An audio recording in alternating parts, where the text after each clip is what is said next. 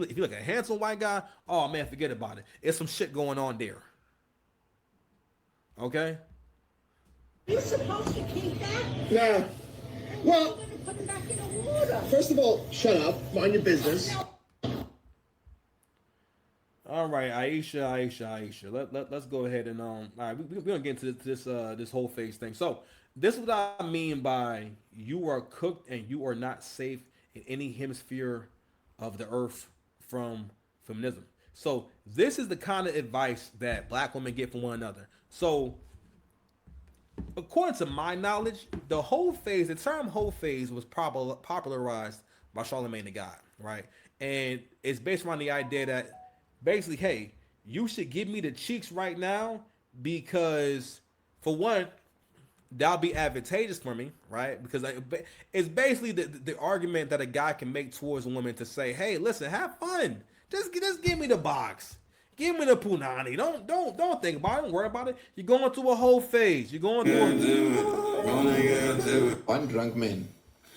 You're going through a whole phase. Don't think about it. Don't worry about it, right? And then from there, and again, I keep telling y'all, influence is everything. That is an idea that started online, right? The whole phase. Because all right, so the whole phase is supposed to be a controlled period in life where a woman is very promiscuous, where she decides, okay, for these select years, I will be slanging that thing. I'll be throwing that box on multiple niggas. Now I can never seem to find y'all hoes and whatnot, cause I be hoping to run. I can never run into a hoe. I never run into promiscuous women ever. Like ever, I never run. I mean, aside from like the big girls on one, I never run into promiscuous women. I never run into a woman that's like this promiscuous. I know she's promiscuous, and hey, we're gonna have a good time and we cool. First of all, that woman doesn't really exist. Okay, the kind of woman that's like actually promiscuous, it's not this woman that's open and friendly and free. She's a woman that quietly collects bodies. Because promiscuity is not always this girl that's a good time and she be dancing and shit and drinking and having a good time. No, promiscuity, where that plays out is going from person to person to person. If you're someone who has no patience, if you're someone, especially if you're the kind of woman who, I don't want to say it's sex crazed, but you're the kind of woman that doesn't see sex as a way of connecting and a way of healing and a way of vibing, also, rewarding the man, helping your man relax and this and that. And again, like connection, if you look at it more like masturbation, because for the most part, women have grown to think that sex is supposed to be how it is for them when they masturbate. If you look at the fact that so many women have toys, all right, or they'll ask a guy, is it okay if I bring my toy with me? And they condition themselves to where they can only get off with a toy. I mean, to the point where when they're having sex, they're not able to have an orgasm during sex because it's not like masturbation. Like they're not able to see now, and the same thing for men. Men have to, well, I don't think men know the difference and everything, but for them, we understand those are two different kinds of erections. In one setting, I'm concentrating and I'm holding my penis. The other setting is based off of attraction and energy, and I'm really into it. You know what I mean? And not only that, I have to keep myself hard inside her. You know what I mean? But it's supposed to feel good, so of course it's supposed to be hard. Um, but anywho, when women think like that, they get to where sex is not it's not really important. Now, of course, I'm not saying that in their mind, they're not thinking that, hey, I just met this guy, I'm going to give it up easy. It's just that life comes at you fast, and it's hard to break certain habits. But anyway, let's hear talk about the whole phase. Shout out to Anton. Ayesha Curry is a perfect example of why it is so important to have a whole phase. Go be a hoe. Be a hoe. But be a safe hoe though. Like protect yourself and don't get pregnant. That's why she's sitting over there feeling trapped. Trapped with Steph Curry. Sometimes you gotta go through some stuff to really appreciate what you have. She probably ain't never been hoed. She probably ain't never been drugged through the mud by a dude. She probably never been. She probably never had a heartbroken time and time and time again. That's why she can't really appreciate what she has because it's like, I need something edgy. I need something fun. Like this mom stuff. This being married to Steph Curry, this shit is boring. And now she's really rebelling. She wanna be in the streets. She wanna be desired by other men. She probably wanna do something with another man because she probably never experienced that. Like, when did they get together? Like high school or something? That is not enough time to be out in the world and do stuff and experience stuff. Like, you don't have to experience a whole lot. But I don't think she experienced anything at all. And now she's tied down, married with kids. You can't go do your thing right now unless you go do your thing and run the risk. Like, you ain't just no Lucinda from down the block. You're Ayesha Curry. If you go mess with anybody, trust me, we gonna know about it. Watch. This is the reason why you should never take advice from women because black women will literally have you crashing out and have you missing out on your blessings. I cannot tell you how many times that I've talked to women or I've had conversations online and I asked them after they spilled all of their trauma as to what it is that's wrong and why they can't find a good man and and I ask them all the time. I said, "Hey, is it a possibility that you passed up on the man that you were supposed to be with?" And they're like, "Yeah, yeah." And then So, and I'm gonna stop Anton right there, and I think that he's making an excellent point. And but I don't think that he knows what point. Well, I won't say that. What is going on here is that you can't stop this. I was watching CGA. He made a really good point about this, and he always kind of talks about men accepting where things are and not trying to change these women. This is what they're hearing. Now, mind you, the girl in this video is being a little. She's being a little bit fair. She's saying, and she does have a bit of a point, but that's from a logical standpoint. When men can understand that women are not logical, fam, you'll have an easier time coexisting with women. All right, because men get frustrated from thinking that, man, that don't make no sense. You don't know how crazy you sound. Why are you doing this? Why are you doing that? When men don't understand the chaotic nature of a woman, when men don't understand, what drives women. Like towards the end, she mentioned she's probably thinking, oh my God, this is boring. This is life. Like men, you cannot be caught up in a relationship where you have someone around you that needs to be entertained to the point where they're willing to throw away and destroy everything y'all built together. When you have a family, you got a home, you have a name and whatnot. Like right now, she's fucking up his legacy a little bit. She's fucking up his name a little bit. Steph Curry. So this guy's one of the most recognizable, one of the most successful ball players in the world. This woman has, if you haven't seen it, she's going viral again for talking about basically how she didn't want to have a kid. She didn't want to get married, but somehow you still want to get married. And rather than looking at, hey, this is a bigger conversation about a huge issue with women, and it's tearing apart society because we have too many women who are one who just say fuck the kids. Cause that's what you really saying. You really saying, fuck them kids. I don't care if I ruin your life. I don't care. Like, cause I remember when I was younger, right? And again, I love my mother and everything, but my mom's love, my dad's love was different. Like my dad actually spoke to and always talked about his dream for me and his dream for the family. I didn't understand at the time that my dad was a man. He had vision. My dad had plans for me. My dad tried to put me in position. My dad tried to give me an event, which is why I wound up having more success than a lot of other men because my dad modeled ambition for me. My dad modeled hard work for me. He mentioned these things growing up, and it had a huge impact on me. I don't know what kind of man I'd be if I didn't meet my dad, and not meeting my dad primed me for other male mentors so I can learn from other men. A lot of men don't get nowhere in life because they're not able to learn from other men. They think manhood is a solo act and solo mission, which it is to a certain degree, but it's not a situation where you're not supposed to learn shit. And that's where a lot of young men they wind up getting shit fucked up as. Like, rather than taking a straight path to your destination, you're going down alleyways, you're climbing through windows, you're going through people's houses trying to go straight.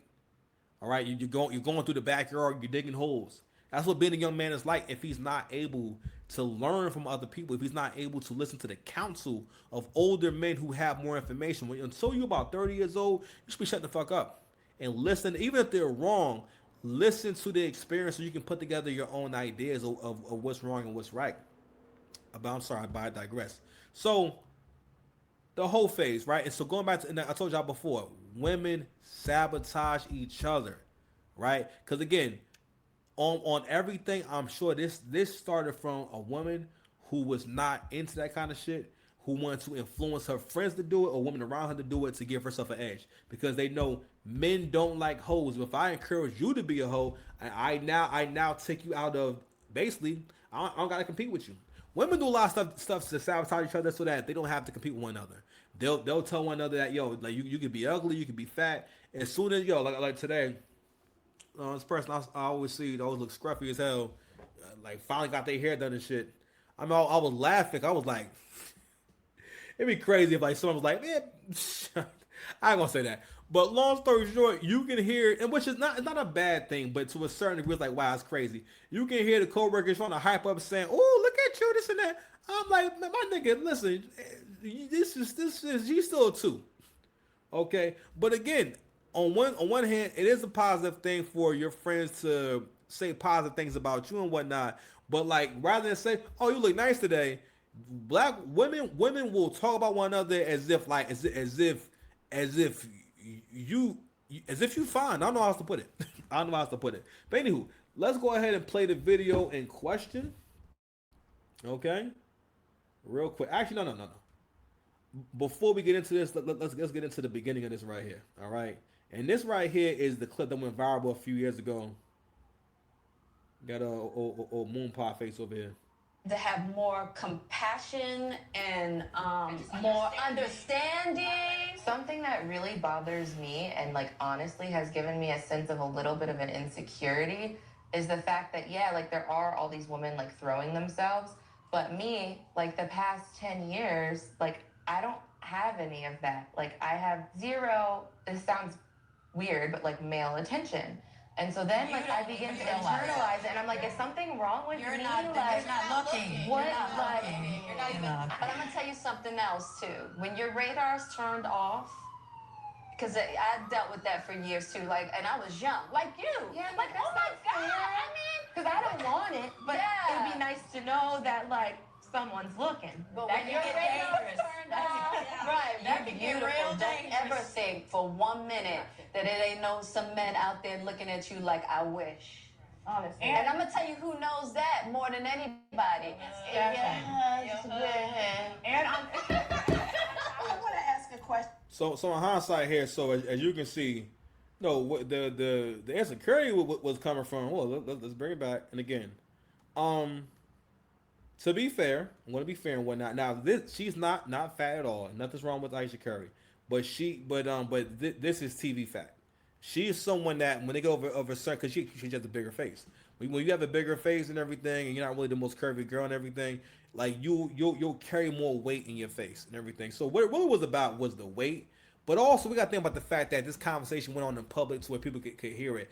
This is the equivalent of Steph Curry saying like, man, I just wish I mean, I may not want to fuck around with my wife, but it'll be nice to know that I could get some pussy. You know what I'm saying? It'd be nice to know that it's some girls that's JUCO age that that's interesting to me, or it would just be weird. It would just be awkward. It's just not a thing. And one thing I hate about being a millennial is that millennials think that life is about pushing every boundary. You know what I'm saying? One second, I want to go to this next thing over here.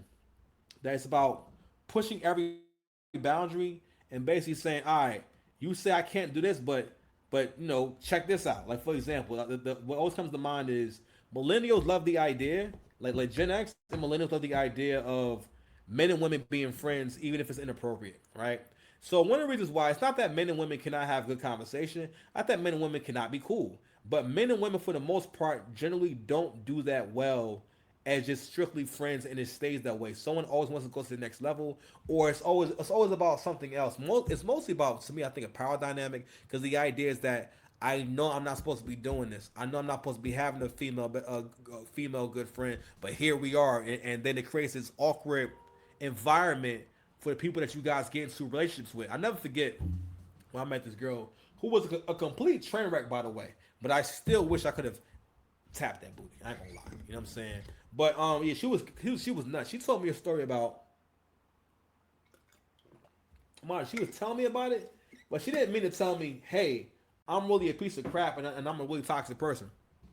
And she sealed my concept of my idea of you cannot, if you ever date a girl who used to be a big girl, you'll never have no peace with her in a long-term relationship, because she'll always have that chip on her shoulder. She'll always be insecure about her used to being big. She'll always have the mindset of the big girl, right? And a part of that mindset is not giving a F, not listening, and not caring about reason, not caring about logic. That will always be there in your relationship because again, she doesn't care about herself to the point where she's allowing herself to gain a bunch of weight.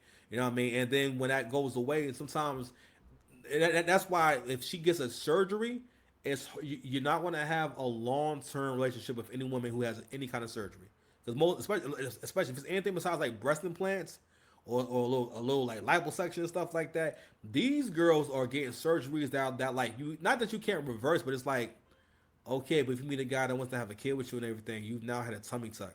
And it's already a huge scar around your stomach. And that guy has to look at this big 3D scar around your stomach for as long as he's with you. I'm gonna tell you right now, that should look crazy. All right, if you actually seen it in person, like it's crazy. And again, those surgeries are for sex workers who make money from their body. It's not for women who are looking to have a long-term relationship. But anyway, let's go ahead and watch this quick video. This video is going viral right now. This is basically Ayesha Curry. Now she has 1, 2, 3, 4 kids, and she's basically talking about how she never wanted any of this. This was never her intention. Now she didn't say, "Oh my God, I never saw myself as a mother necessarily, but I love being a mom. I have these beautiful kids." Now she has 4 beautiful, healthy kids, and not only that, she has no. Most people spend their entire life trying to make ends meet. Okay, that is the main part of their existence. I spend most of my time trying to just earn enough money to survive. But I always have faith that sometime real soon, that's going to be in my past. And I'm going to reflect on these hard times because every single challenge I ever had is behind me. But I know a lot of people out here, they're going through it. They're going through life, right? And they're experiencing life and they're experiencing how tough it can be out here for most people. And I know that money isn't absolutely everything, but god damn, fam, like you have more than any other woman than the majority of the world. Matter of fact, she has more than pretty much all women combined throughout history. If you think about how rich her husband is, people have tried to make this conversation about, oh, she's just expressing herself and expressing in this whole, basically this bullshit about basically you having an identity.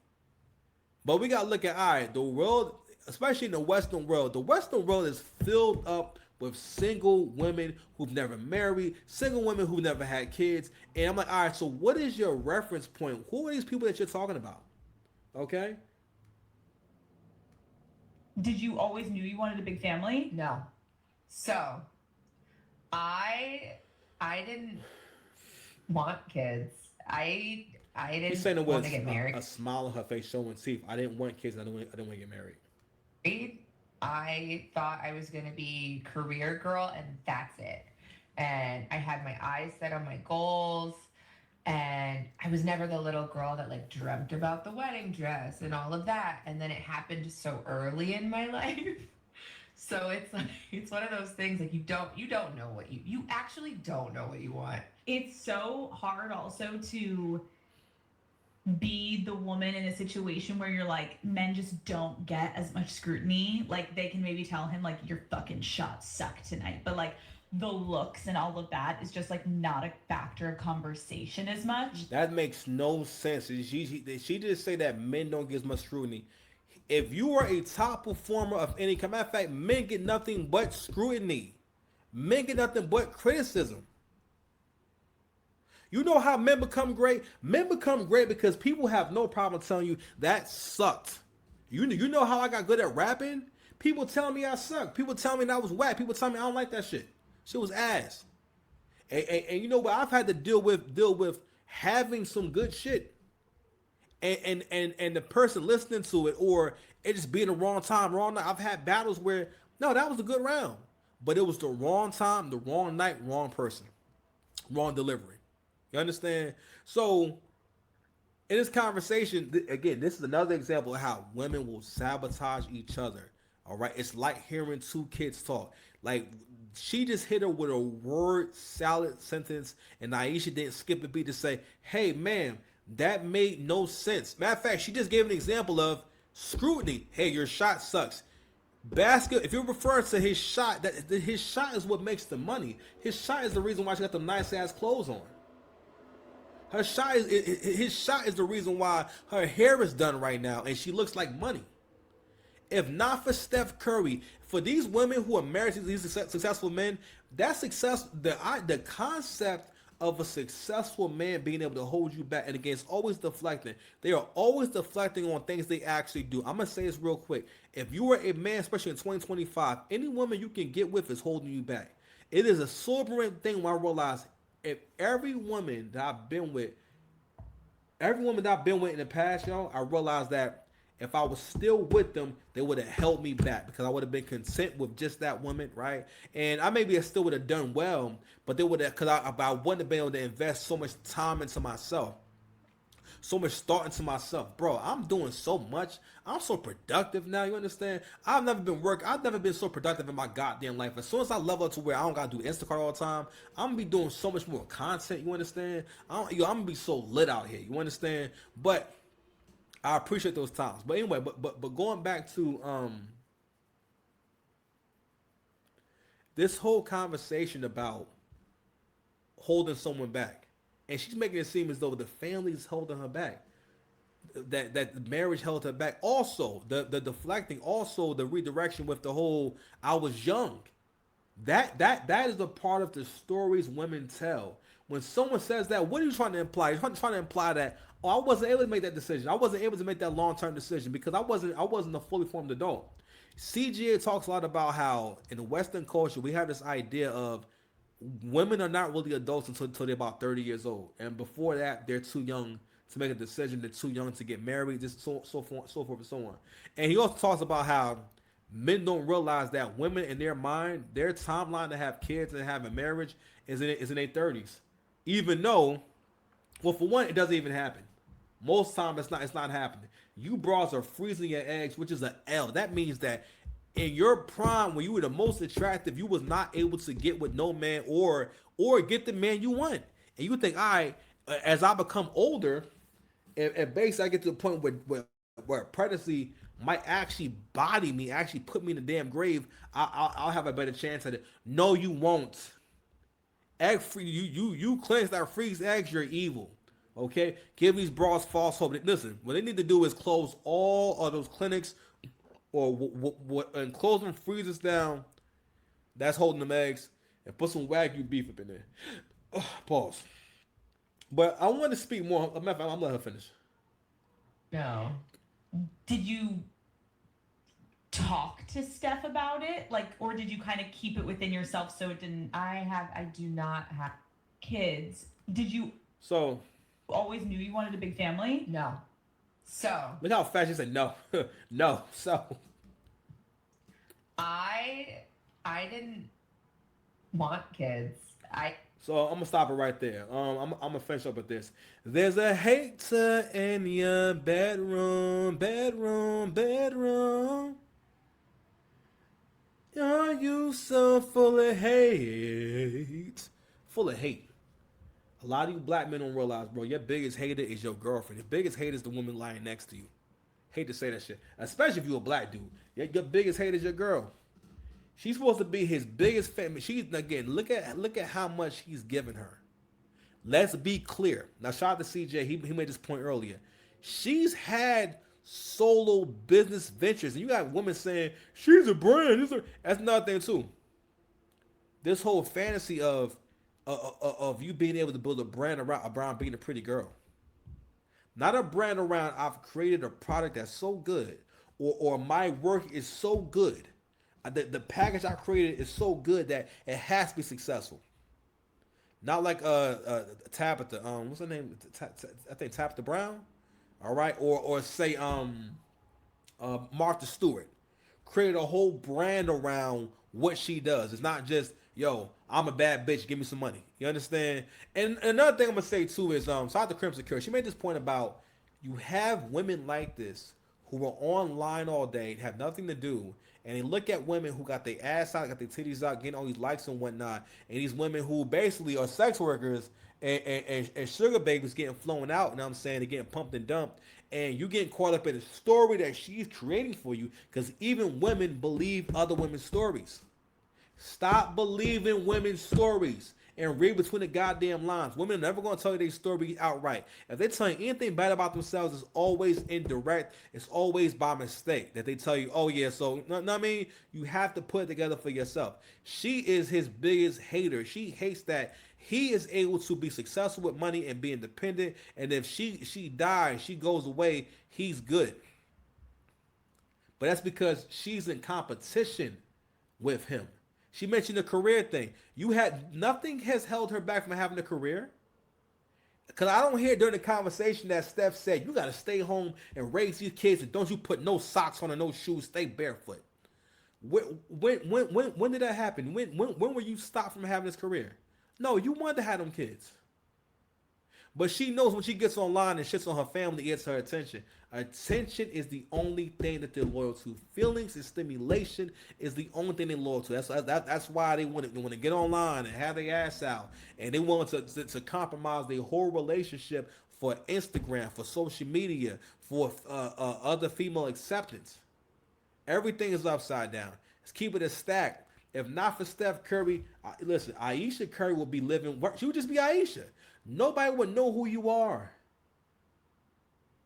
Your business ventures have failed. The cookbook and the cooking show she had, her man bankrolled the shit. She didn't have no money. Everything she got is because of him. It's one thing if you can say that, yo, he's doing all these bad things. I've never even heard of a scandal involving Steph Curry. But you got to realize that when y'all do this shit,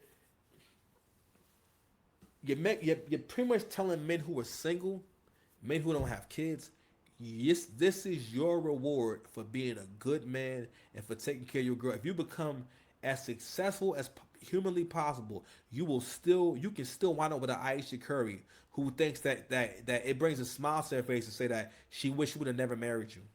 She wish she would have never carried your kids.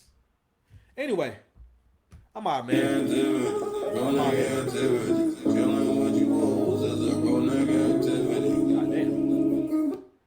Yeah, my thing being slow today. Anyway, subscribe to the channel, man. If you haven't already, man. Love y'all, man. I'll be safe out there. Peace. Where is my... Oh, wow. Okay, I'm sorry. Boom. Peace.